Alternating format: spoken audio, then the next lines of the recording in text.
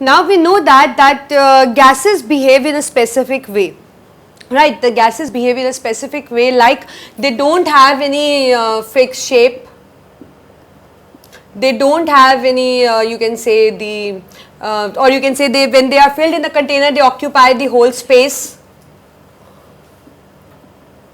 Right, and likewise if you mix different gases, they mix thoroughly, or like this they have many properties like which make it different. They don't have any fixed volume actually. So there are many properties actually which make the gases behave in a specific way.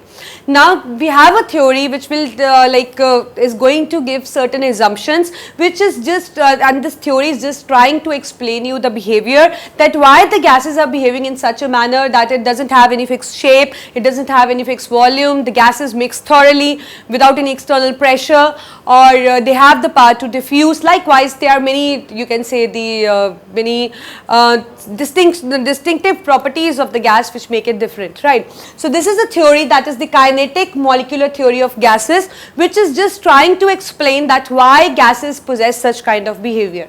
So the first postulate for this theory is that gases consist of large number of small identical particles. That means all the particles, let's say I have a container, all the particles here, they are actually of same shape and they are small, right. Second is that they actually have no force of attraction between the particles. They don't have any attraction, there is no attraction, no repulsion, no attraction between them, nothing is there, right. So that means they are moving independent to each other, they are actually independently moving to each other. And like from first two points, what I conclude actually, I just want to share it with you. As they said that the gases consist of large number of small identical particles, and even there is no force of attraction, that means they possess many spaces between them. This is the reason that gases are compressible. So this is probably the reason that the gases are compressible, we can compress them up. Next is, particles of gas are always in constant random motion. We know that, right. The gases possess somehow a higher kinetic energy as compared to solid and liquid. So obviously they are not present at rest, they are moving randomly in different direction, right. So this is the reason that they don't have any fixed shape or they don't have any fixed volume, right. Now when, as I told you, they are in random motion, so where they are moving actually, they are moving in all possible directions, north, south, east, west, everywhere they are just trying to move, and they all are not moving in the same direction. Some are moving towards north, some are moving towards south, so that means they are moving just randomly independent to each other. And when they are moving, they are actually colliding with each other. Obviously there is a space is too small, so they must be encountering the another particle, they must be colliding with each other and also with the wall of container. Like this particle is moving here, some other particle is moving, so they may collide. This collision is but natural, right, and they may collide with the wall of the container also. So that means collision is happening inside the container. And what about the collisions? They are perfectly elastic, no loss of energy, just transfer of energy, right. So it corresponds no loss of energy. And at any particular time, like if I see it now or if I see after 2 minutes, what we'll get to see that different gas particles have different kinetic energy. Suppose I have an example for you.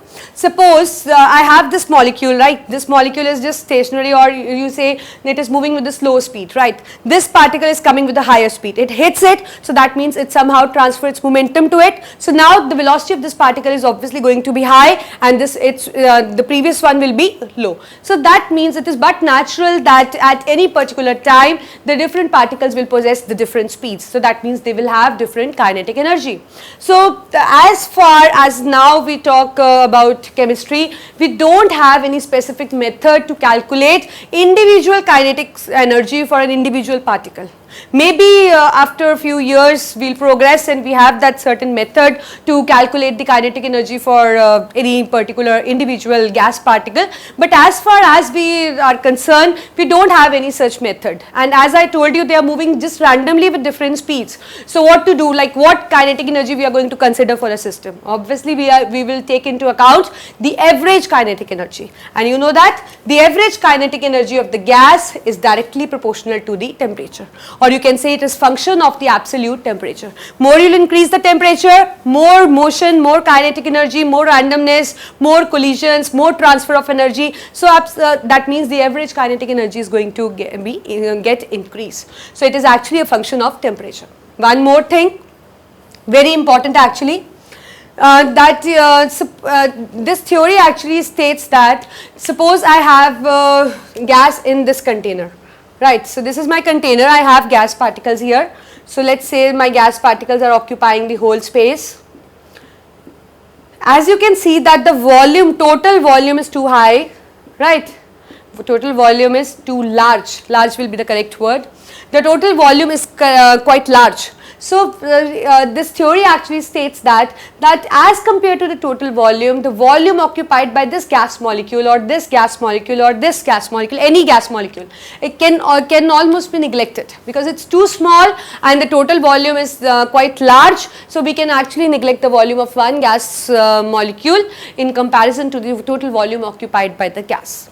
So this is what is the kinetic molecular theory, but actually these postulates are just an assumptions, these are just assumed. Later on what we will observe that they are not actually consist of small identical particles, and even they will have force of attraction. We know that in real gases there is force of attraction also. And the third, the volume occupied by one gas molecule cannot always be neglected, right? So these three assumptions are actually wrong and we will be proving them. So as far as kinetic molecular theory of gas is concerned, whenever you get a question like that, you need to write it, or after writing everything, you can just mention it that these three postulates are actually wrong and what is the reason behind that, and you can just state it because we will be doing in the next slide, right. So this is what is the kinetic molecular theory of gases.